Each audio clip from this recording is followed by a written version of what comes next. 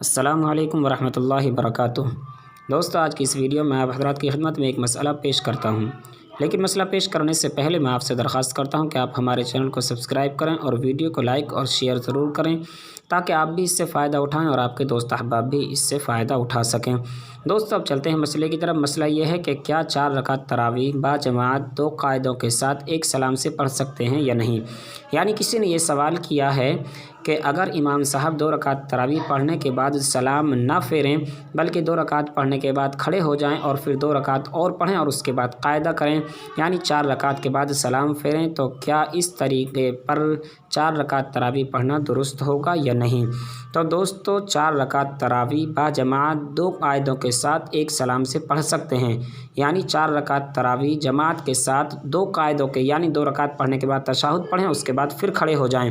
اور 4 رکعت کے بعد سلام پھیریں، تو اس طریقے پر پڑھ سکتے ہیں اور وہ چاروں رکعتیں تراویح شمار ہوں گی، یعنی تراویح مانی جائیں گی۔ لیکن چونکہ توارث یہ ہے، یعنی صحابہ کرام رضوان اللہ تعالی علیہم اجمعین کے زمانے سے یہی بات چلی آ رہی ہے کہ تراویح کی 2 رکعتیں کر کے ایک سلام کے ساتھ پڑھتے ہیں، اس لیے زیادہ بہتر اور صحیح یہی ہے کہ 4 رکعت تراویح نہ پڑھی جائیں بلکہ 2 رکعت تراویح کر کے پڑھی جائیں۔ البتہ اگر کوئی شخص 4 رکعت تراویح پڑھتا ہے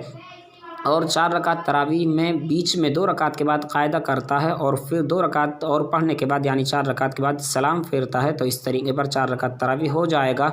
جائیں گی، لیکن وہ مکروہ ہے۔ البتہ ایک بات کا خیال رکھیں، یعنی 2 رکعت تراویح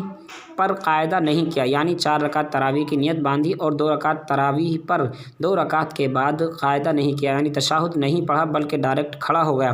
تو اس صورت میں وہ 4 رکعت تراویح شمار نہیں ہوں گی، بلکہ 2 رکعت تو پہلی والی تراویح مانی جائیں گی اور 2 رکعت تراویح نہیں مانی جائیں گی بلکہ 2 رکعت نفل ہوں گی۔ یعنی اس بات کا خاص خیال رکھیں کہ 4 رکعت تراویح کی نیت باندھی اور 2 رکعت کے بعد قاعدہ نہیں کیا، یعنی تشہد نہیں پڑھا بلکہ ڈائریکٹ تیسری رکعت کے لیے کھڑے ہو گئے